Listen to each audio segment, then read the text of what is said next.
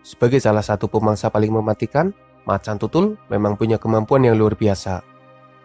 Mereka adalah sosok yang oportunis dan pergerakannya selalu jadi bahaya bagi hewan-hewan yang ada di sekitarnya. Tapi bagaimana jadinya jika macan tutul malah salah pilih lawan? Lawan yang dikira mudah malah berubah jadi bahaya bagi mereka. Dalam video ini, admin akan membagikan beberapa momen di mana macan tutul salah pilih lawan. Tapi sebelum lanjut, jangan lupa subscribe channel Dunia Binatang Liar. Wildebeest punya ukuran yang lumayan besar. Macan tutul biasanya hanya memburu yang berukuran kecil hingga sedang. Secara macan tutul sendirian dan ukurannya lebih kecil. Nah, ketika macan tutul terlalu nekat dan memaksakan diri memburu wildebeest besar, maka mereka harus menghadapi ancaman berbahaya dari serangan balik wildebeest. Serudukan wildebeest bisa saja melukai macan tutul, bahkan singa saja kerepotan menghadapi serangan wildebeest. Wajar jika macan tutul sampai diterbangkan oleh wildebeest. Pada dasarnya, macan tutul takut jika harus menghadapi kerbau. Apalagi kerbau Afrika yang ada dalam pasukannya.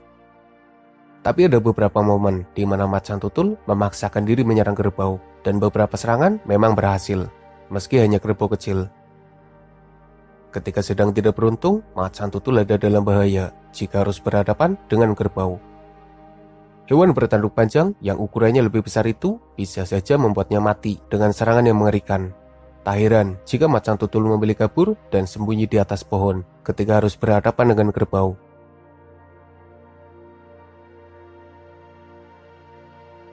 Beberapa kali macan tutul memburu buaya. Ada yang berhasil meski buaya kecil. Mereka juga pernah mencuri makanan buaya atau bahkan makan bersama buaya. Tapi dalam beberapa momen, macan tutul ketakutan ketika harus berhadapan dengan buaya. Serangan buaya memaksa macan tutul kabur. Tapi andai bisa kabur malah lebih baik, karena jika sampai tertangkap, macan tutul bisa saja jadi makanan buaya. Buaya bukanlah lawan yang mudah bagi macan tutul. Jadi ada baiknya macan tutul tidak cari masalah dengan buaya.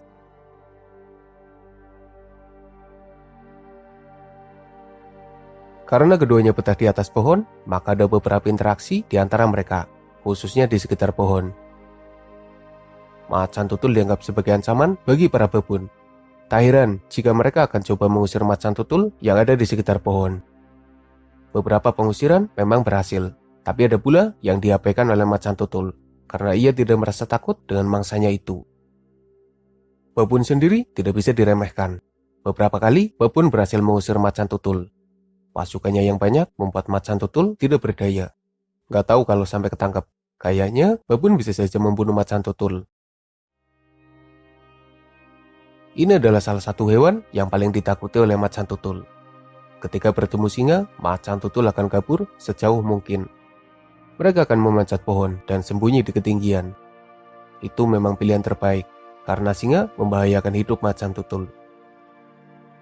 Ada beberapa momen di mana singa mengejar, mengepung, memojokkan, menyerang, merebut mangsa, bahkan membunuh macan tutul.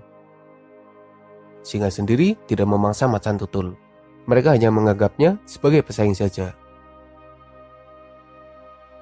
Macan tutul bisa saja mengalahkan citah.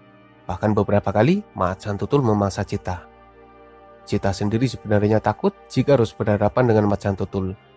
Selain takut dimangsa, citah juga sering dikejar, direbut mangsanya, atau bahkan diambil wilayah kekuasaannya. Citah mungkin lemah di hadapan macan tutul, tapi ketika mereka punya anak, citah jadi sosok yang berbeda. Ketika macan tutul mendekat, citah jadi lebih berani dan beberapa kali melawan balik. Hasilnya, macan tutul harus melarikan diri. Jika singa ditakuti macan tutul, maka hyena jadi sosok yang menyebalkan bagi macan tutul. Meski macan tutul pernah memangsa hyena, tapi interaksi yang biasa terjadi menunjukkan bahwa hyena ditakuti macan tutul. Hyena sering berebut mangsa macan tutul, mengeroyok macan tutul, memangsa anaknya, mengusirnya, dan berbagai serangan yang membuat macan tutul harus berpikir ulang jika ingin bermasalah dengan hyena. Di Asia, macan tutul tidak harus bertemu singa, karena habitat singa Asia berjauhan dengan macan tutul. Tapi sayangnya ada harimau, sosok yang tidak kalah mengerikan dari singa. Bahkan harimau bisa saja lebih berbahaya dari singa. Jika singa hanya menyerang dan membunuh macan tutul, harimau bahkan sengaja memburunya. Dan beberapa kali macan tutul jadi mangsa harimau. Kucing belang itu memang tidak bisa dihadapi karena ukurannya yang lebih besar, larinya lebih cepat, gigitannya lebih mematikan, dan tenaganya lebih kuat dari macan tutul. Macan tutul berani merebut makanan dari anjing liar Afrika. Tapi yang lebih sering terjadi, anjing liar Afrika yang berhasil merebut mangsa dari macan tutul. Meski lebih kecil, tapi anjing liar punya mental pemberani. Pasukannya juga banyak. Dan ketika menghadapi macan tutul, maka anjing liar bisa saja mengepung, memojokkan, dan memaksa macan tutul kabur ke atas pohon. Di Asia, macan tutul juga harus menghadapi anjing ajak. Sosok hewan yang kemampuannya mirip dengan anjing liar Afrika. Mereka beberapa kali berinteraksi, dan macan tutul pernah dipaksa kabur karena serangan anjing ajak. Sepertinya macan tutul harus waspada, karena anjing ajak juga punya pasukan yang banyak. Macan tutul mungkin jadi sosok yang nekat, tapi mereka juga harus mikir 2 kali jika lawannya terlalu besar. Mereka masih berani menyerang kerbau atau sapi, tapi jika harus menyerang gaur besar, macan tutul sama saja cari mati. Ada momen di mana gaur menyerang dan memaksa macan tutul kabur. Andai saja kena serudukannya, bisa saja macan tutul terbang dan mati karena serangan tanduk yang berbahaya. Warthog jadi salah satu mangsa yang sering menderita. Mereka punya leher pendek yang menyebabkan macan tutul kesulitan mematikannya dari leher. Alhasil, tak jarang macan tutul dan pemangsa lain memakan warthog dalam kondisi masih hidup. Warthog sendiri sebenarnya kuat. Buktinya, beberapa kali mereka berhasil kabur dari cengkraman macan tutul. Bahkan, warthog pernah menyeruduk macan tutul hingga terbang. Hati-hati aja deh dengan gadingnya, jangan sampai ketusuk. Di Asia, macan tutul juga kadang memburu babi hutan. Tapi babi hutan di Asia bahkan lebih besar dan lebih berbahaya dari warthog. Ada momen di mana macan tutul diserang balik dan bahkan harus kabur ketakutan karena pengejaran babi hutan. Andai saja ada mangsa lain yang lebih mudah, sepertinya macan tutul dan pemangsa lain enggan bermasalah dengan landak. Sosok hewan yang tubuhnya terlindungi duri tajam itu memang berbahaya. Macan tutul beberapa kali memaksakan diri. Mereka memburu landak yang sebenarnya sangat berbahaya.